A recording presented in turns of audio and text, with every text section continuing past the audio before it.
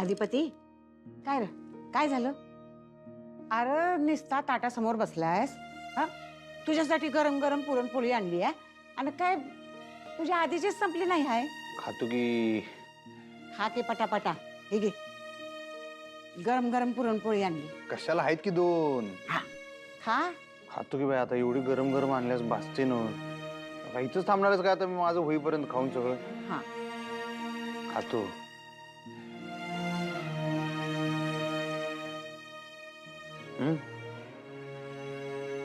गुळाची नाही सुनबाई इथं होती ना व तेव्हा ती गुळाची बी करायची साखरेची बी करायची. हा आणि तुला आवडते ना व तेव्हा तेलपोळी बी करायची बघ.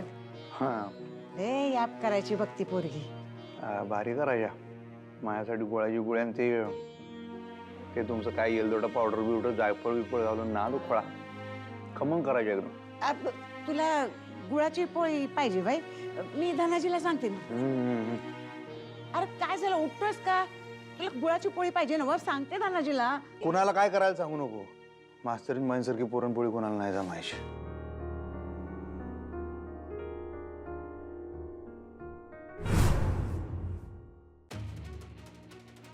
सत्य हे आहे की अधिपतींना तुमच्या बरोबर राहायचंच नाही. त्यांना तुमच्यापासून सुटकाच करून घ्यायची आहे म्हणून त्यांनी तुम्हाला नोटीस पाठवली आहे. डिवोर्सची नोटीस आहे? तुम्ही काहीतरी खोटं बोलू नका. हो मॅडम, मी कशाला खोटं बोलीन. क्लायंटने जे मला सांगितलं तेच मी सांगतोय. कोणी सांगितली? माझे क्लायंट अधिपती आहेत, त्यांनी सांगितलं मला. चुकलं माझं खूप चुकलंय. मी घरच सोडायला नको होतं तेव्हा. तिथेच राहून अधिपतींशी बोलले असते तर गोष्टी डिव्होर्स पर्यंत पोहोचल्याच नसत्या. मी सांगायचं खरं तर सगळ्यांना बोलून प्रश्न सोडवता येतात. मग मीच का नाही बोलले अधिपतींशी? माझ्या फोनवरून फोन लागत नव्हता तर कॉन्टॅक्ट करण्याचे अजूनही मार्ग होते. का नाही शोधले मी? माझे प्रयत्न कमी पडलेत. पण आता नाही. आता गप्प बसून चालणार नाही. मला काहीही करून अधिपतींशी बोलावंच लागेल.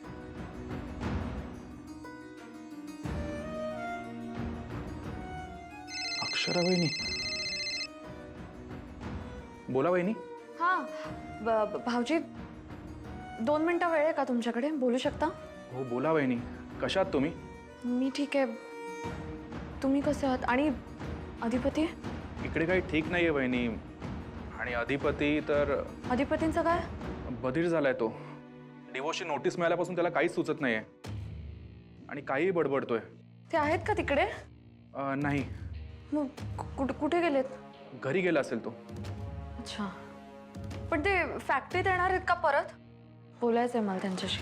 तो म्हणालाय मी रात्री चक्कर टाकेन म्हणून. बघू आता. हां, मग मला सांगाल का? ते फॅक्टरीत आले की मला अर्जंटली बोलायचं. प्लीज मला लगेच सांगा. हो वहिनी, तो आला की मी फोन करतो तुम्हाला. तुम्ही काळजी करू नका. वहिनी, एक रिक्वेस्ट होती माझी. माझं ऐकाल का? हो बोला ना. नाही म्हणजे तुम्ही दोघं एकमेकांसाठी बनल्यात. तुमचं एकमेकांवर खूप प्रेम आहे आणि मध्येच काय डिवोर्स वगैरे नाही. म्हणजे हे तुमचं पर्सनल आहे. मी काही नाही बोलणार त्याबद्दल. पण तुम्ही दोघं वेगळं व्हायचा विचार करू नका.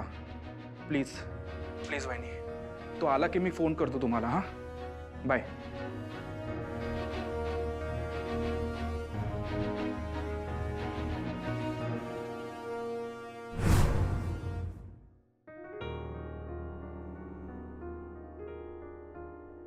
ओ मोठे मालक.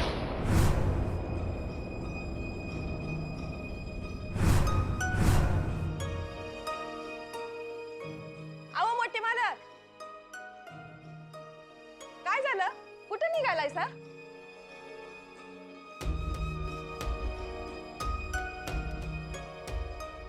1 2 3 4 5. हे काय? मांजर आडवी आल्यानंतर 5 पावलं मागं जायचं असतं ना, म्हणून. हाय का आता? अहो मी एवढं प्रेमानं बोलतेय तुमच्याशी आणि तुम्हाला वाकडं तर शिरायचं तर एक मिनिट. एक तर तू माझ्याशी बोलायला येत जाऊ नकोस आणि त्यातनं चुकून सुद्धा प्रेमानं वगैरे बोलत जाऊ नकोस. ते जास्त धोकादायक आहे. मला बी काय हाऊस नाही मोठे मालक. हे समजा ताईसाठी करावं लागतंय मला. घरच्यांची काळजी घ्यावी लागते मला. अच्छा, घरातल्या माणसांची पिळवणूक करण्याला तुमच्या खानदानामध्ये काळजी घेणं असं म्हणतात का? चल बाजूला, मला जाऊ दे. अहो तेच तर विचारायला. कुठं निघालायसा? माझ्या प्रत्येक गोष्टीचा मी तुला जाब द्यायचा नाही सांगत. चल ठीक आहे, त्या ताईला तसं सांगते. जा, सांग जा. ठीक आहे. आता हिने भुवनेश्वरी समोर जाऊन गळा काढला तर ती काहीतरी काड्या काढणार.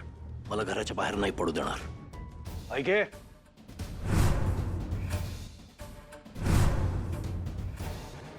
पाणी पाहिजे होतं मला म्हणून आलोय खाली. अहो मग घरात एवढे ढीगभर नोकर आहे, त्याच मी सांगायचं. तुम्ही कशा पायी आलायसा खाली? तू कोण आहेस ग? तू मालक आहेस घरची? प्रत्येक गोष्ट सांगायची तुला? त्या खोलीत बसून बसून पाय अवघडतात माझे. पाय मोकळे करायचे म्हणून आलो इथं. असं पाय मोकळे करायला आलायसा? आता नाती बी मोकळी होणार आहेत. काय? नाही म्हणलं, नाती बी मोकळी होणार आहेत. कळलंच असेल की तुम्हासनी. लहानपणी जोरदार पडलीस तू डोक्यावर म्हणून हे सुचतंय. अक्षरा आणि अधिपती वेगळे होणार असं खरंच वाटतंय तुला? नाही होणार. त्या दोघांचं प्रेम आहे एकमेकांच्यावर आणि प्रेम करणारे वेगळे नाही होत. मग ताईचं बी तुमच्यावर लई प्रेम आहे. मग तुम्ही दोघं कसे काय वेगळे झाले? म्हणूनच म्हटलं जोरदार पडलीस डोक्यावर. तुझी ताई आणि मी, आमच्या दोघांमध्ये कसलंही नातं नाही. आम्ही दोघे कधीही एक नव्हतो वेगळे व्हायला. आणि एखादा मूर्ख माणूस प्रेम करेल तुझ्या ताईवर? अहो पण ताईचं तर प्रेम आहे की तुमच्यावर. त्याला प्रेम नाही, सूड उगवणं म्हणतात. ओ मोठे मालक, तिकडे बाहेर कुठे चाललायसा? पाणी इकडे आहे स्वयंपाकघरात. मी कुठं जातो, काय करतो हे सगळं तुला मी समजावून सांगत बसायचं? नका समजावू. अहो मला समजावण्यापेक्षा तुम्ही स्वतःच्या मनाला समजावा. का आता इथनं पुढं तुमची सून परत या घरला कवा बी येणार नाही. माझ्या मनाला काय समजवायचं ना ते माझं मी बघेन. पण जेव्हा अक्षरा या घरात परत येईल ना, तेव्हा तुला तुझ्या ताईला घराच्या बाहेर पडायला लागेल. तेव्हा तुम्ही काय करणार ग? काय करायचं म्हणजे? काय प्यायचं काय करणार? भीक मागणार? जोपर्यंत माझी ताई आहे का नाही तोपर्यंत आमच्यावर अशी येळ येणार नाही. एकदा अक्षरा घरात परत आली ना की सगळ्यात आधी तुझ्या ताईवरती वेळ येणार आहे. त्यामुळे ज्या काय उड्या मारायच्या त्या आत्ता मारून घ्या तुम्ही, नंतर चान्स मिळणार नाही. त्या मास्तनीला घरात आणणार कोण? मी कोण? मी म्हटलं देव आणेल. देव बघतोय ना सगळं, तोच या घरच्या लक्ष्मीला घरात परत आणेल. जोपर्यंत ताई आहे तोपर्यंत देवाला बी हे करणं शक्य नाही. जा पाणी घेऊन या. काय? पाणी घेऊन ये. हे काम नोकराचं आहे. म्हणूनच तुला सांगितलं, जा ना पाणी घेऊन ये. तुम्हासनी मी काय नोकर वाटत्या? खरं तर नोकर व्हायची सुद्धा तुझी लायकी नाहीये. तरी आता दुसरं कोणी नाहीये, त्यामुळे तूच घेऊन ये पाणी. जा पळ लवकर. नसेल माझी लायकी. तुम्हासनी पाणी पाहिजे, तुम्ही आणा.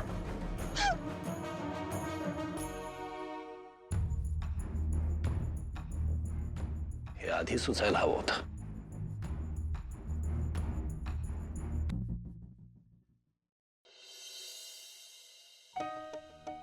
अरे या ना या मॅडम, मॅडम या ना या. बाई बसा बसा. कशाला बसा? हा, काय एवढं काम काढलंय? सकाळपासून फोनवर फोन करायलाय.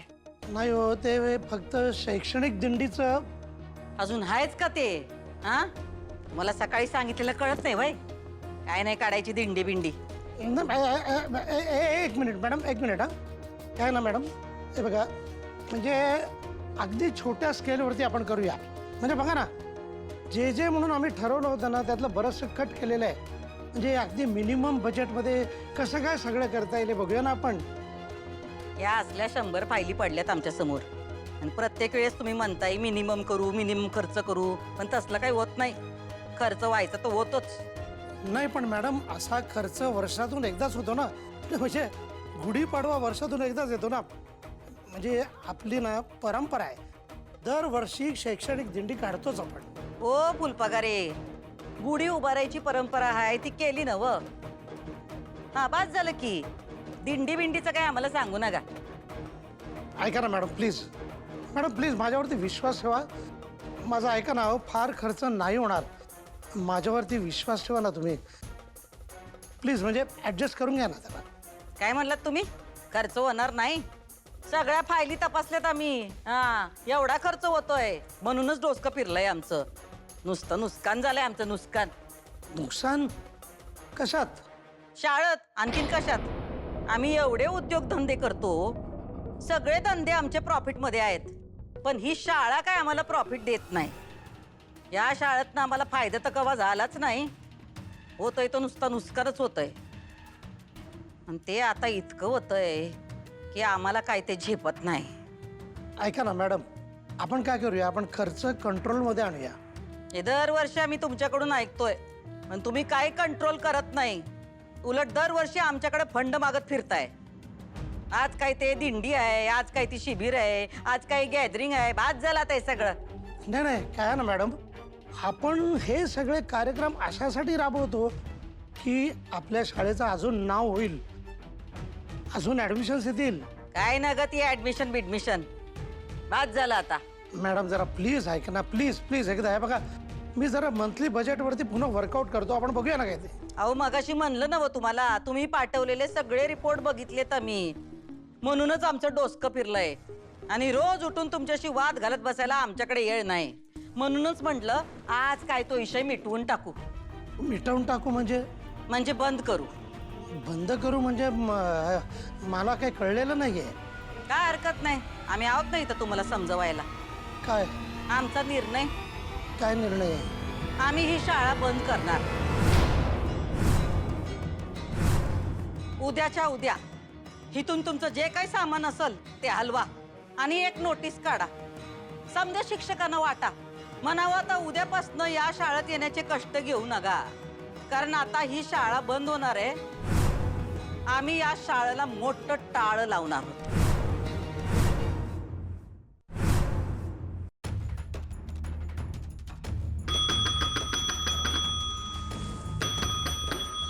काय साहेब, तुम्ही बोलवलेत मला?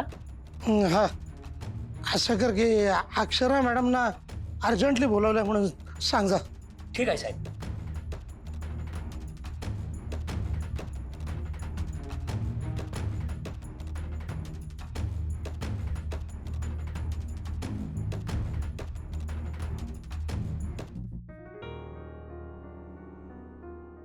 अक्षरा मॅडम, फुलपगारे साहेबांनी तुम्हाला अर्जंटमध्ये बोलवलंय. बर ठीक आहे, मी आले. ठीक आहे मॅडम.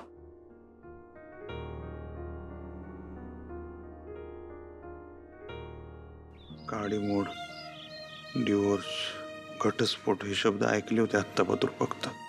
उच्चारायला बी नको वाटते. घटस्फोट, स्फोट झाल्याने वाटतं एकदम मनात. नातं संपवणारा स्फोट. नात्याच्या पायात चिंधड्या होत्यात. बॉम्ब फुटल्यावर कसं सगळं संपतंय, उद्ध्वस्त झाल्याने होते, तसं वाटा लागले. संसाराचा तुकडे तुकडे होऊन पसरलाय जमिनीवर आणि मन रडतंय.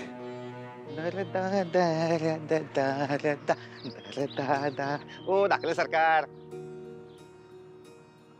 ओ दाखले सरकार. आलाच होय मग भावा. काय दाखलं सरकार काय म्हणतोस का? अधिपती म्हण की. अरे आता समधी तुम्हाला दाखले सरकार म्हणतात तर म्हटलं आपण बी बोलावं. परदा आपण दोघं एका बाकड्यावर होतो इयत्ता 9वी पर्यंत, आठवते काय? त्याच्यानंतर आम्ही शाळाच सोडली म्हणा. आणि तुम्ही काय कोल्हापूर सोडून गेला त्याच्यानंतर? अरे बाबांची ट्रान्सफर झाली होय काय? म्हणून जावं लागलं. अरे आमचं तुमच्यासारखं थोडीच आहे. तुमचं राज्य आहे कोल्हापूर आहे आता. राज्य कशाचं मर्दा, आमच्या आई साहेबांची कृपा आहे, बाकी काय. ते सगळं जाऊ दे. भेटायला कशाला बोलवलं ते सांग पहिले. नाही नाही, असं काय नाही, मला कळलं होतं रे 2-4 दिवसापूर्वीच. तू रिटर्न आलायस कोल्हापूरला, म्हणलं भेटावं, बाकी काय नाही. ते बरं केलंच बघ. आता मला पण एकदम कोल्हापुरात येऊन लय भारी वाटते बघ. अरे आपल्या मातीचा सुगंधच लय वेगळा आहे बघ. हा नाही, मी घरलाच येणार होतो तुझ्या घरी, येऊन भेट घ्यावं म्हणलं, पण काय नाही, असं काय एवढं हे काय नाही. अरे लेका तू असं करतोय, आता एवढ्या वर्षांनी भेटलोय तर सांग ना जे मनात असेल ते, खुलके बोल. काय नाही, तोच विषय रे. मला कळलं ते तुमचं हे झालं ना, घटस्फोट झाला ना, म्हणलं भेटावं तुला, जरा सांत्वन करावं तुझं. अरे भावा, माणूस मेल्यावर सांत्वन करायला जात्यात, गेल्यावर नाही. तसं नाही रे. आता आपलं माणूस आपल्या आयुष्यातनं आपल्यापासून लांब गेलं म्हणजे असं माणूस एखादं मेल्यावरच दुःख होते की रे. असं काय नसते बाबा. असं अरे त्रास होत नाही. कसला त्रास आणि कसलं काय? अरे एकदम असं मोकळं ढाकं वाटतंय बघ, स्वातंत्र्य भेटल्यासारखं वाटतंय एकदम.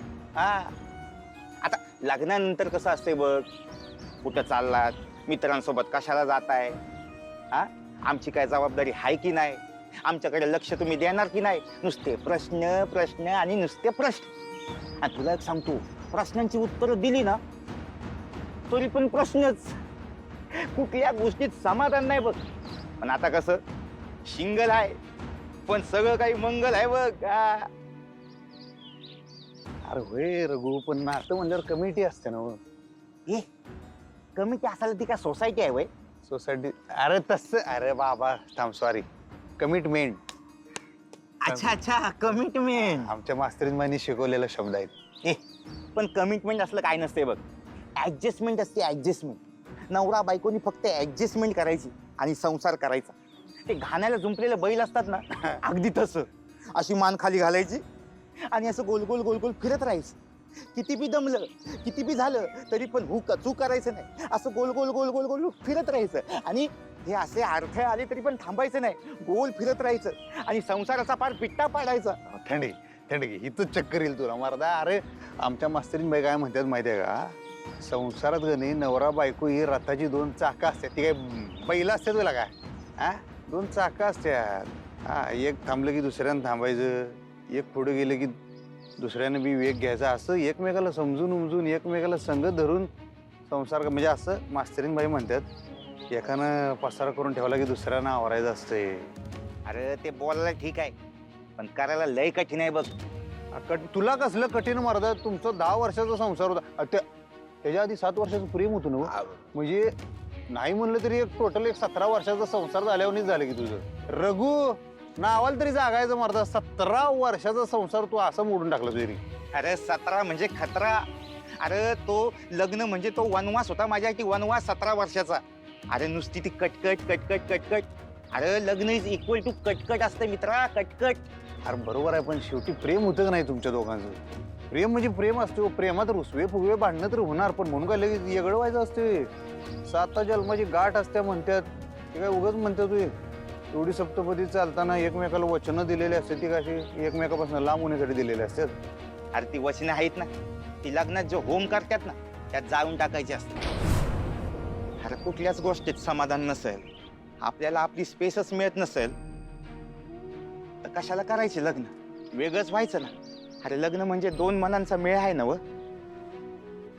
आमचा मेळ कुठे झाला? आमची भेळ झाली, भेळ. भावनांची भेळ झाली. आम्ही पोर जन्माला नाही घातलं, जन्माला घातला तो एकमेकांबद्दल तिरस्कार, रुसवे फुगवे. अरे तुझ्या मास्तरीनबाई म्हणतात ना, ते अगदी बरोबर आहे बघ. संसार दोघांनी मिळून करायचा असतोय, पण आम्ही दोघांनी नाही, एकट्याने वाढायचा प्रयत्न केलाय बघ. तुला सांगतो, अरे मी वर लय दाखवतो की मी लय खुश आहे म्हणून काडी मोड घेऊन. आतल्या रघुला कधीच लोकांसमोर बाहेर आणत नाही बघ. माझ्या आतला रघु नावाला जगतोय र, पण लय रडत असतोय आतल्या आत. मला पराभव पचवता येत नाही रे भावा. पण तुला एकच सांगतो, तुम्ही एकमेकांशी बोलत राहा, एकमेकांचं सुख दुःख वाटून घ्या. आम्ही बोललो नाही आणि वेगळे झालो, पण तुमचा नवीन संसार आहे. एकमेकांना जपा आणि मला खात्री आहे तू जपशील.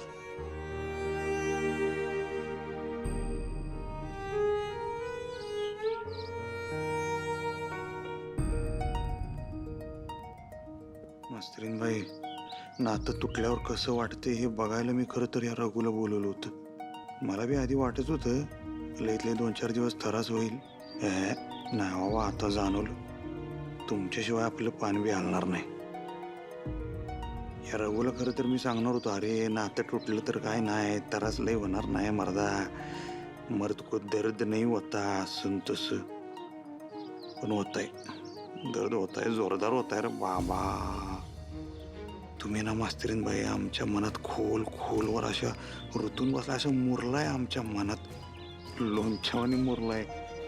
खरंच की आमचे विचार सोडून तुमचेच विचार ऐकत बसलो मी तर रघुला. तुमचे विचार आमच्या विचारांवर भारी पडले मास्तरीन बाई. लई शहारड करू नका. बोला की एक डाव बोला की आमच्याशी.